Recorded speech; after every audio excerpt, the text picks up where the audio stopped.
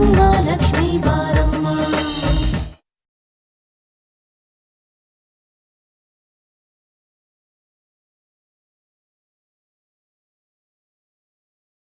ನೊಂದ್ಕೋಬೇಡ ಮಗಳು. ಈ ಬದುಕನ್ನ ನಂಬು. ನನ್ಗೆ ಯಾರೂ ಇಲ್ಲ ಅಂತ ಅನ್ಕೋಬೇಡ. ನಾನಿದ್ದೀನಿ. ಗೊಂಬೆನ ಅಕ್ಕ ಅಂತ ಕರೆದ ತಕ್ಷಣ ನೀನು ಅವಳ ತಂಗಿ ಆದೆ ಅಲ್ವಾ? ನನ್ನ ಅಮ್ಮ ಅಂತ ಕರೆದ ತಕ್ಷಣ ನನ್ನ ಮಗಳಾಗೋದಿಲ್ವಾ? ಪ್ರಪಂಚದಲ್ಲಿ ಯಾರಿಗೂ ತಮ್ಮ ಕಷ್ಟ, ತಮ್ಮ ನೋವನ್ನ ಇನ್ನೊಬ್ಬರ ಎದುರಿಗೆ ಹೇಳ್ಕೊಳಕ್ಕೆ ಇಷ್ಟಪಡಲ್ಲ. ಅದು ನನಗೂ ಗೊತ್ತು. ಆದ್ರೆ ಯಾರ ಹತ್ರನೂ ಹೇಳ್ಕೊಳಕ್ ಆಗದೆ ಇರುವಂಥ ನೋವನ್ನ ಒಬ್ಬ ಹೆಣ್ಣು ಮಗಳು ತನ್ನ ತಾಯಿ ಹತ್ರ ಹೇಳ್ಕೊಳ್ತಾಳಲ್ವಾ? ಅಮ್ಮ ಅಂತ ಬಾಯಿ ತುಂಬ ಕರಿತ್ಯ. ಅಮ್ಮನ ಹತ್ರ ನಿನ್ನ ಕಷ್ಟ ಏನು ಅಂತ ಹೇಳ್ಕೊಳಲ್ವಾ ಮಗಳೇ? ನಿನ್ನ ಕಥೆ ಏನು ಮಗಳೇ? ಏನಾಯ್ತು? ನಾನು ನಿನ್ನನ್ನು ತುಂಬ ಸೂಕ್ಷ್ಮವಾಗಿ ಗಮನಿಸಿದ್ದೀನಿ. ಪಾದ ಊರಿದ್ರೆ ಹುಲ್ಲು ಗರಿಕೆ ಹೊಸಕ್ ಹೋಗುತ್ತೆ ಅನ್ನೋ ಎಚ್ಚರದಿಂದ ನಡೆಯೋ ಹೆಣ್ಣು ಮಗಳು ನೀನು. ನಿನ್ನಂಥವಳಿಗೆ ಈ ಕಷ್ಟ ಯಾಕೆ ಬಂತು? ನಿನ್ನಂಥ ಮನಸ್ಸಿರೋ, ನಿನ್ನಂಥ ಸುಂದರಿನ ನಿನ್ನ ಗಂಡ ಯಾಕೆ ಬಿಟ್ಟು ಹೋದ ಅನ್ನೋ ಪ್ರಶ್ನೆಗೆ ನನಗೆ ಉತ್ತರನೇ ಸಿಕ್ಕಿಲ್ಲ. ನನಗೆ ಗೊತ್ತು, ಅದಕ್ಕೆ ಉತ್ತರ ನಿನಗೆ ಗೊತ್ತು ಅಂತ. ಅಮ್ಮ ಸಮಯ ಬಂದಾಗ ಹೇಳ್ತೀನಿ ಅಂತ ಹೇಳಿದ್ದೆ. ಆ ಸಮಯ ಇನ್ನೂ ಬಂದಿಲ್ವಾ ಮಗಳೇ? ಯಾರು ಚಿನ್ನು ಅವನು? ನಿನ್ ಗಂಡ ಅನ್ನಿಸ್ಕೊಂಡವನು? ಎಲ್ಲದಕ್ಕೂ ಒಂದು ಕಾರಣ ಇರುತ್ತೆ ಅಲ್ವಾ? ಮಳೆ ಬೀಳೋದಕ್ಕೆ, ಹೂ ಒರಳೋದಕ್ಕೆ, ಬೆಂಕಿ ಸುಡೋದಕ್ಕೆ ಎಲ್ಲದಕ್ಕೂ ಒಂದು ಕಾರಣ ಅಂತ ಇರುತ್ತೆ. ನಿನ್ನಂಥವಳನ್ನ, ನಿನ್ನಂಥ ಹುಡುಗಿನ ಬಿಟ್ಟು ಹೋಗೋದಕ್ಕೆ ಅವನಿಗಿರೋ ಕಾರಣನಾದ್ರೂ ಏನು?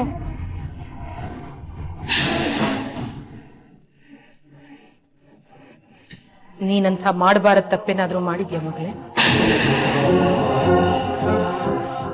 ಮತ್ತವನ್ ಯಾಕೆ ಹೋದ? ಯಾಕೆ ಬಂದಿಲ್ಲ? ನಿನ್ಗ ಅವನ್ ಕಂಡ್ರೆ ಇಷ್ಟ ಇಲ್ವಾ? ಮರದೊಳಗಡೆನೆ ಬೆಂಕಿ ಅವತಿಟ್ಕೊಂಡಿರೋ ಹಾಗೆ ನನ್ನ ಪ್ರಶ್ನೆಗೆ ಉತ್ತರನ ನಿನ್ನ ಮೌನದಲ್ಲಿ ಬಚ್ಚಿಟ್ಕೋಬೇಡ ಮಗ. ನಿನಗೆ ನನ್ನ ಬಗ್ಗೆ ವಿಶ್ವಾಸ ಇಲ್ವಾ? ನನ್ನ ಮೇಲೆ ನಂಬಿಕೆ ಇಲ್ವಾ? ನನ್ನ ಮಗಳ ನಿಜವಾದ ಸಮಸ್ಯೆ ಏನು ಅಂತಾನೆ ಗೊತ್ತಿಲ್ಲದೆ ತಾಯಿಯಾಗಿ ನಾನು ಆ ಸಮಸ್ಯೆಗೆ ಪರಿಹಾರ ಹೇಗೆ ಹುಡುಕ್ಲಿ?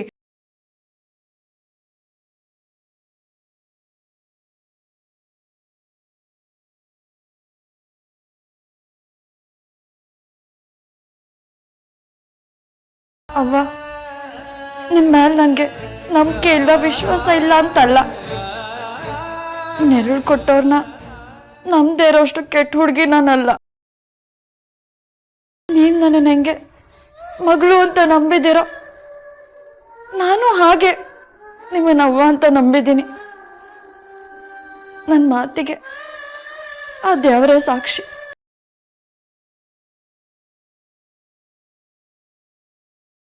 ನಾನು ನಿನ್ನ ನಂಬಿಕೆನ ಪ್ರಶ್ನೆ ಮಾಡ್ತಾ ಇಲ್ಲ ಮಗಳೇ. ನಾನು ಪ್ರಶ್ನೆ ಮಾಡ್ತಾ ಇರೋದು ನಿನ್ನ ಮೌನಾನ, ಆ ಮೌನದಲ್ಲಿರೋ ಮಾತುಗಳನ್ನ. ನೀನೀಗಲೂ ನನ್ನ ಪ್ರಶ್ನೆಗೆ ಉತ್ತರ ಕೊಟ್ಟಿಲ್ಲ. ತುಂಬಾ ದಿವಸಗಳ ಹಿಂದೆನೆ ನಾನು ನಿನಗೆ ಪ್ರಶ್ನೆ ಕೇಳಿದ್ದೀನಿ. ಇವತ್ತಿಗೂ ಉತ್ತರಕ್ಕೋಸ್ಕರ ಕಾಯ್ತಾನೇ ಇದ್ದೀನಿ.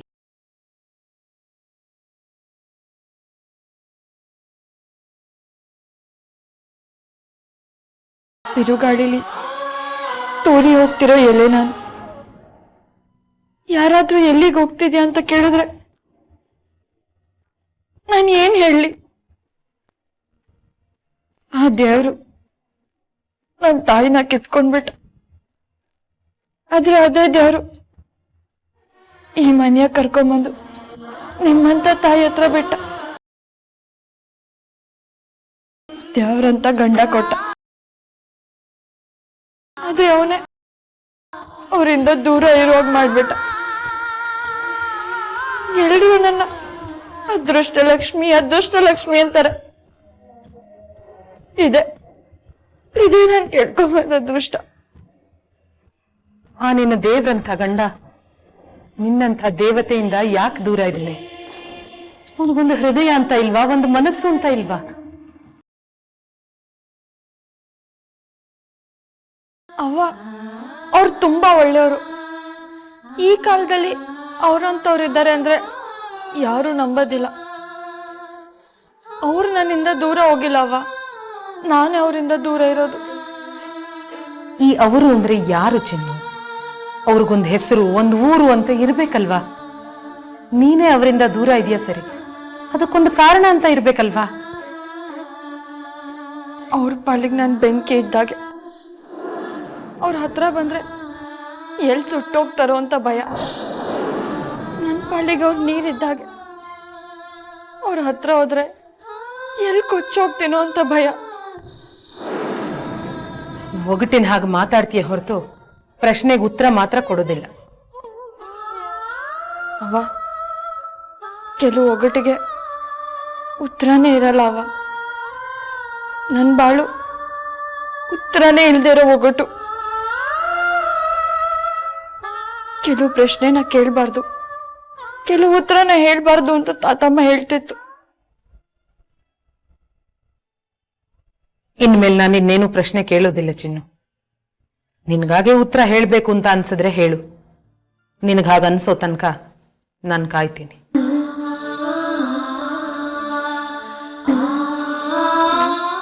ನೋಡು, ಎಲ್ಲ ಸಮಸ್ಯೆಗಳಿಗೂ ಒಂದು ಉತ್ತರ ಇದ್ದೇ ಇರುತ್ತೆ ಅನ್ನೋ ವಿಶ್ವಾಸ ನಂದು.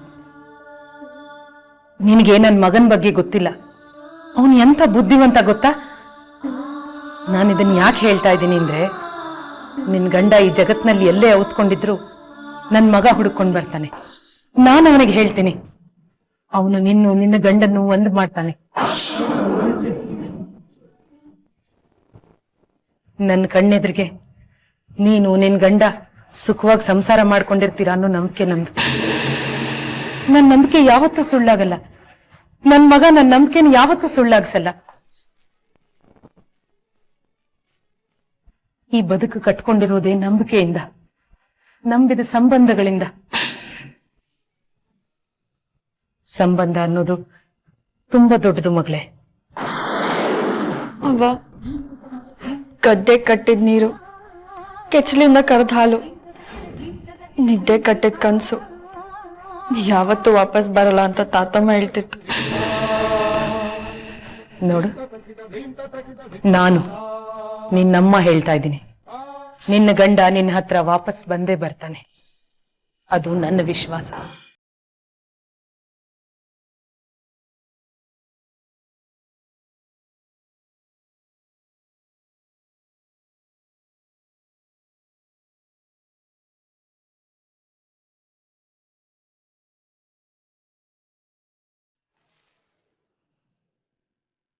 ನನಗೆ ಈ ಪ್ರಪಂಚದ ರೀತಿ ರಿವಾಜು, ನೀತಿ ನಂಬಿಕೆಗಳೇ ಅರ್ಥ ಆಗ್ತಿಲ್ಲ. ತಾಳಿ ಕಟ್ಟಿಸ್ಕೊಂಡ ಹೆಂಡತಿ ಅವಳ ಮನೆಯಲ್ಲೇ ಅವಳು ಕೆಲಸದೊಳಗೆ ದುಡಿತಾ ಇರೋ ಕರ್ಮ ಯಾರಿಗೂ ಬೇಡಪ್ಪ. ತಾಳಿ ಕಟ್ಟಿಸ್ಕೊಂಡು ಈ ಹುಡುಗಿ ಯಾಕೆ ಇಷ್ಟೊಂದು ಕಷ್ಟಪಡ್ತಿದ್ದಾಳೆ ಅಂತಲೂ ಅರ್ಥ ಆಗ್ತಿಲ್ಲ. ಗಂಡ ಬೆಳಿಗ್ಗೆ ಕೆಲ್ಸಕ್ಕೆ ಹೋದ್ರೆ ಸಂಜೆ ಯಾವಾಗ ಬರ್ತಾನೆ ಅಂತ ಕಾಯ್ತಾ ಇರ್ತಾರೆ. ಗಂಡನ್ ನೋಡಿದ ತಕ್ಷಣ ಬೆಳಿಗ್ಗೆಯಿಂದ ಸಂಜೆ ತನಕ ದುಡ್ದ ಆಯಾಸ ಎಲ್ಲ ಮರುಕ್ಷಣನೇ ಮರ್ತು ಹೋಗುತ್ತೆ. ಆದ್ರೆ ಚಿನ್ನು ಗಂಡನ ಎದುರಿಗೆ ಇದ್ರು, ಅವಳು ಮನೆಯಲ್ಲೇ ಇದ್ರು, ಕಣ್ಣಿಗೆ ಬೀಳದ ಹಾಗೆ ಓಡಾಡ್ತಾ ಇದ್ದಾಳೆ. ಯಾಕೆ? ಹೆಣ್ಣಿನ ಮನಸ್ಸು ಮೀನಿನ ಹೆಜ್ಜೆ ಹಾಗೆ ಅಂತಾರೆ. ಬಹುಶಃ ಈ ಜನ್ಮದಲ್ಲಿ ನನಗೆ ಚಿನ್ನು ಅರ್ಥನೇ ಆಗೋದಿಲ್ವೇನೋ. ಇದೆಂಥ ತಾಳ್ಮೆ! ಎಲ್ಲ ಸಹಿಸ್ಕೊಳ್ಳೋ ಭೂಮಿ ತಾಯಿನೇ ಕೆಲವು ಸಲ ಸಿಟ್ಟು ಮಾಡಿಕೊಂಡು ಸುನಾಮಿ ಆಗ್ಬಿಡ್ತಾಳೆ, ಜ್ವಾಲಾಮುಖಿ ಆಗ್ಬಿಡ್ತಾಳೆ. ಆದರೆ ಚಿನ್ನು ಭೂಮಿ ತಾಯಿಗಿನ್ನ ಜಾಸ್ತಿನೇ ತಡ್ಕೊಂಡಿದ್ದಾಳೆ. ಇಂಥ ಒಳ್ಳೆ ಹುಡುಗಿಗೆ ಇಂಥ ಕಷ್ಟ ಯಾಕಪ್ಪ ದೇವ್ರೆ? ಈ ಲೋಕ ನಾಟಕ ಬರೆದ ನಾಟಕಗಾರನಿಗೆ ಹೃದಯ ಅನ್ನೋದೇ ಇಲ್ವಾ?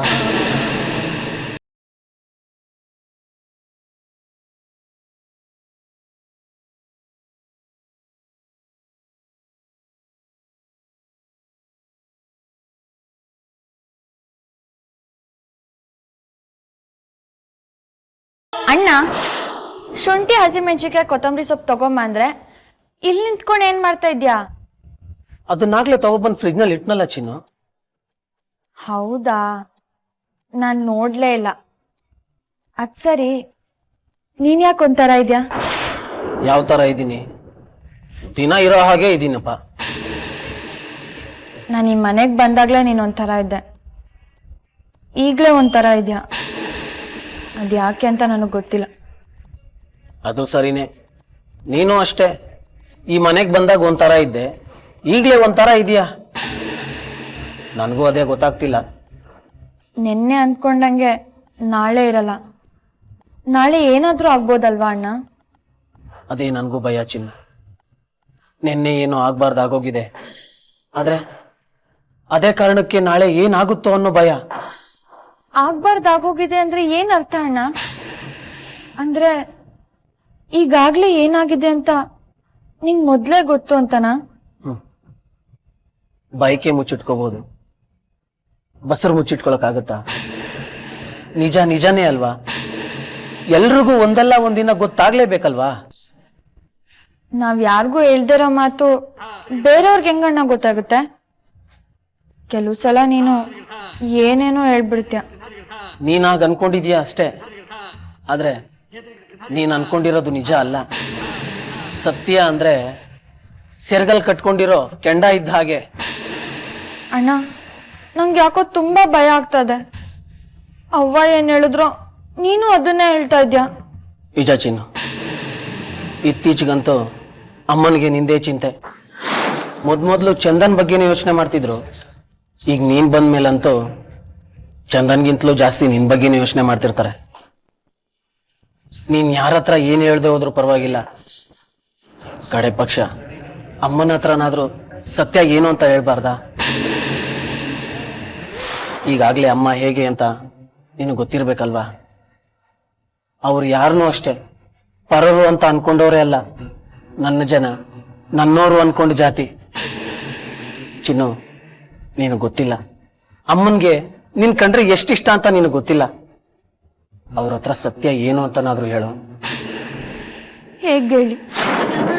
ನಿನ್ ಗಂಡನ ನನ್ನ ಮಗನೇ ಹುಡ್ಕೊಡ್ತೇನೆ ಅಂತ ಕೇಳ್ದವ್ರಿಗೆ ನಿಮ್ಮ ಮಗನೇ ನನ್ನ ಗಂಡ ಅಂತ ನಾನು ಹೇಗೆ ಹೇಳಿ? ಪ್ರೀತಿಸಿದ ಹುಡುಗಿನ ಮದುವೆ ಆಗ್ತೀನಿ ಅಂತ ಮಾತು ಕೊಟ್ಟು ನಿಶ್ಚಿತಾರ್ಥನೂ ಆಗಿರೋ ನಿಮ್ಮ ಮಗನೇ ನನ್ನ ಗಂಡ ಅಂತ ನಾನು ಹೇಗೆ ಹೇಳಿ? ಅಕಸ್ಮಾತ್ ನಾನು ಹೇಳಿದ್ರು ಕೂಡ ಅದರಿಂದ ಸಿಗೋ ಭಾಗ್ಯ ಏನು? ನನ್ನ ಅಕ್ಕನ ಜೀವನ, ನನ್ನ ಗಂಡನ ಜೀವನ ಎರಡೂ ಹಾಳಾಗುತ್ತೆ. ಬೇಡ, ಯಾರಿಗೂ ನಾನು ಹೇಳೋದೇ ಬೇಡ. ಅದೇನಾಗುತ್ತೋ ಆಗಲಿ. ನಾನು ಯಾರ ಹತ್ರನೂ ಯಾವ ನಿಜನೂ ಹೇಳಲ್ಲ. ಅಂಥ ಸಂದರ್ಭ ಬಂದರೆ ನಾನು ಈ ಮನೆಯೇ ಬಿಟ್ಟು ಹೊಂಟೋಗ್ತೀನಿ. ಮುಂದೆ ಆ ದೇವ್ರು ಬಿಟ್ಟಂಗಾಗಲಿ.